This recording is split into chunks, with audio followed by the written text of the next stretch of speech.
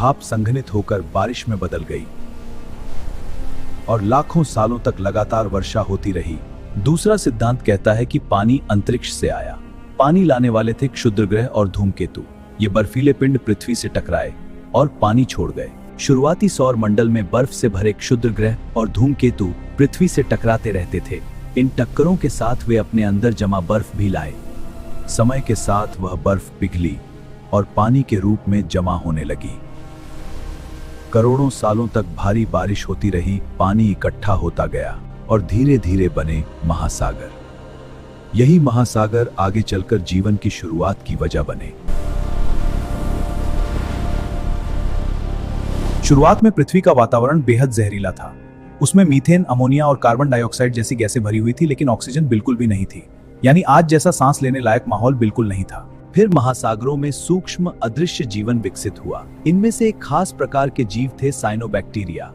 उन्होंने एक अद्भुत प्रक्रिया शुरू की, प्रकाश संश्लेषण। वे सूर्य की रोशनी का उपयोग करके ऊर्जा बनाते थे और इसी प्रक्रिया में ऑक्सीजन को वातावरण में छोड़ने लगे।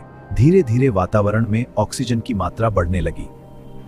इस ऐतिहासिक घटना को कहा जाता है ग्रेट ऑक्सीजनेशन इवेंट। यही वह पल था जिसने पृथ्वी को हमेशा के लिए बदल दिया।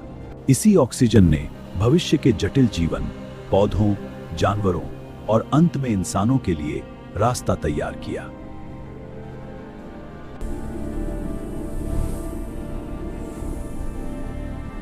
एक और चौंकाने वाला तथ्य, शुरुआती पृथ्वी से मंगल ग्रह के आकार का एक विशाल पिंड टकराया। वैज्ञानिक उसे थिया कहते हैं। इस भयानक टक्कर के बाद जो मलबा अंतरिक्ष में गया, वही धीरे धीरे इकट्ठा हुआ और उससे बना हमारा चंद्रमा।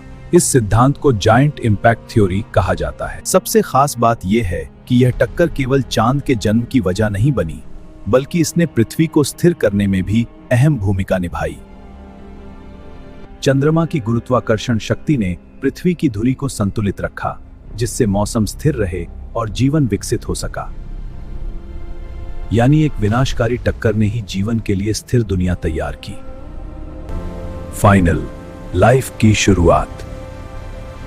लगभग 3 अरब साल पहले पृथ्वी पर पहली बार जीवन की हल्की सी चिंगारी जली।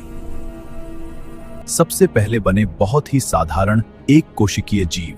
न कोई पेड़, न कोई जानवर, बस सूक्ष्म जीवन जो समुद्रों की गहराइयों में सांस ले रहा था। फिर शुरू हुआ विकास का लंबा और धीमा सफर, इवोल्यूशन।